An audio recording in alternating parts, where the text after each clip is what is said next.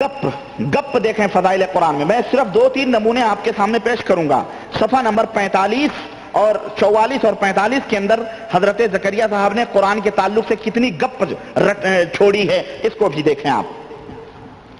لکھتے ہیں حضرت زکریا صاحب, یعنی حد ہو گئی. آپ یہ جھوٹ, اللہ کی قسم, آسمان و زمین میں سمانے والا نہیں ہے. صفحہ نمبر 44 اور صفحہ نمبر 45. اور جیسا کہ میں نے بتلایا کہ یہ ہمارے پاس جو یہ کتاب ہے, یہ کتاب جناب علی ادارہ اشاعت دینیات پرائیویٹ لمیٹڈ دلی سے چھپی ہوئی کتاب ہے. یہ سمجھ رہے ہیں آپ, یہ نہ سوچیں کہ ہم صفحات کے اندر ذرا کہیں ادھر ادھر اختلاف ہو جائے تو آپ کہیں جی ربانی نے اپنی طرف سے ہاں کی ہے. یہ فضائل قرآن لکھتے ہیں حضرت عثمان سے مروی ہے کہ بعض مرتبہ وتر کی ایک رکعت میں وہ تمام قرآن شریف پڑھ لیا کرتے تھے. یہ حضرت عثمان غنی رضی اللہ تعالیٰ عنہ کے تعلق سے انہوں نے گپ چھوڑی.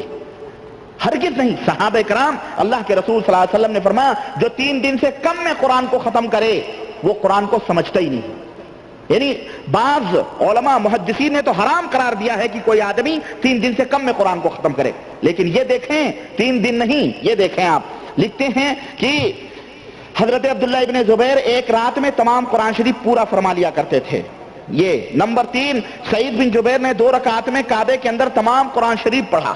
2 رکعت میں تمام قرآن شریف کعبے کے اندر.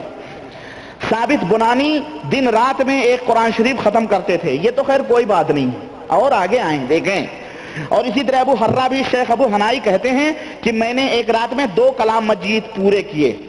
دیکھیں آگے دیکھیے ہوتا ہے کیا, تعداد بڑھتی جا رہی ہے. پہلے 1 تھا, اب 2 ہو رہے ہیں.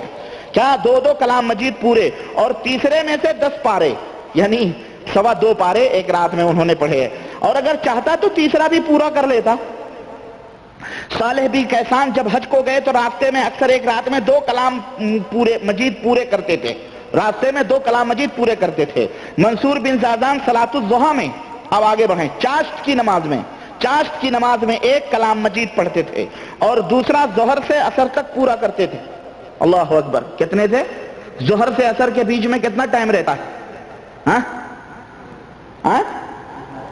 3 ساڑھے 3 گھنٹے, یعنی 1 گھنٹے میں 10 پارے. اللہ اکبر. یہ کون سی سپیڈ رہی ہوگی؟ 3 گھنٹے میں پورا 30 پارے پڑھتے تھے وہ. 1 گھنٹے میں 10 پارے. اعوذ باللہ. اور سنیں, یہی میرا خیال ہے اسی لیے شبینے کی مجلسیں منعقد کی جاتی ہیں, اور یہ لوگ اسی طرح. اور گپ دیکھیں, اور یہ تو کچھ بھی نہیں, آگے آئیں. تمام اچھا کہتے ہیں چاشت کی نماز میں 1 کلام مجید, اور دوسرا ظہر سے عصر تک پورا کرتے, اور تمام رات نوافل میں گزارتے تھے, اور اتنا روتے تھے کہ عمامے کا شملہ تر ہو جاتا تھا. اسی طرح اور حضرات بھی, جیسا کہ محمد بن نصر نے نقل کیا ہے کہ یہ سلف کی عادت رہی ہے. چنانچہ کہتے ہیں کہ امام شافعی غیر رمضان المبارک میں اور بعض 2 ختم روزانہ کرتے تھے. غیر رمضان المبارک میں 2 ختم. امام شافعی 2 قرآن روزانہ. نعوذ باللہ. یہ بیچارے قرآن پڑھتے تھے یا کچھ مسئلے مسائل, امام شافعی جیسے لوگ, اتنے بڑے بڑے عالم محدث, ایسے یہ لوگ اسی میں لگے رہتے تھے. اور سنیں, جیسا کہ خود امام شافعی صاحب کا معمول تھا رمضان المبارک میں, اور یہی معمول اسود اور صالح بن کیسان کا وغیرہ کا بھی تھا, کہ 3 ختم روزانہ کا تھا.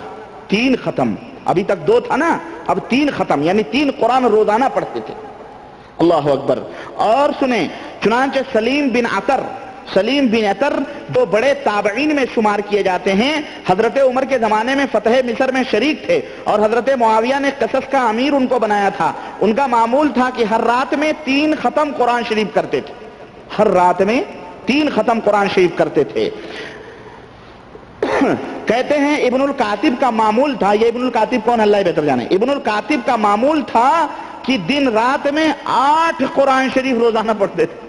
توبہ توبہ توبہ توبہ توبہ توبہ. یہ جھوٹ تو زمین آسمان میں کہیں سمانے والا نہیں. میں نے کہا نا, ایک دن 2 دن بڑھ رہا ہے, تعداد بڑھتی آ رہی ہے. یہ دیکھیں, تو ابھی آپ نے سنا نا کہ امام شافعی 60 پڑھتے تھے نا, تو اب انہوں نے امام اعظم کو پیچھے کیوں رکھنا ہے؟ حنفی ہیں تو امام حنیفہ کو کیوں پیچھے رکھیں؟ تو کچھ نہ کچھ تو تعداد آگے ہونی چاہیے. چنانچہ گپ سنیں, آگے سنیں. ابن کاتب 8 قرآن شریف پڑھتا تھا. اچھا جناب علی, کہتے ہیں اہل تاریخ نے امام اعظم سے نقل کیا ہے کہ رمضان شریف میں 61 قرآن شریف پڑھتے تھے. ایک بڑھایا ہے، ایک بڑھایا، ایک قدم آگے ہونا ضروری ہے. امام شافعی 60 پڑھتے تھے تو امام اعظم ابو حنیفہ کتنا پڑھتے تھے رحمت اللہ علیہ؟ 61 قرآن پڑھتے تھے.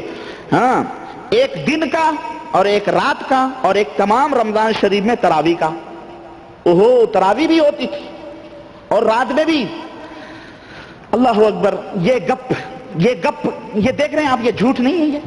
یہ ان بزرگوں کے اوپر اتہام نہیں ہے، یہ الزام نہیں ہے ان صالحین کے اوپر.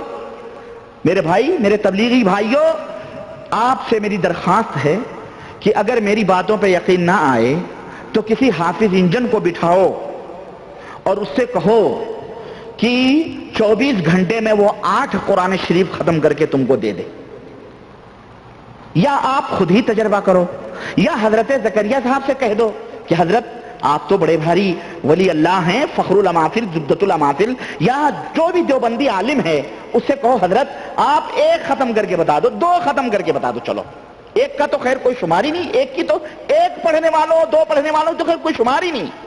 ان سے کہو آپ 2 ختم کر کے بتا دو. یہ کیا ہے؟ یہ فضائل کے لیے، قرآن کے لیے ان کے اس گڑھے ہوئے کہانیوں کی ضرورت تھی؟ قصوں کی ضرورت تھی؟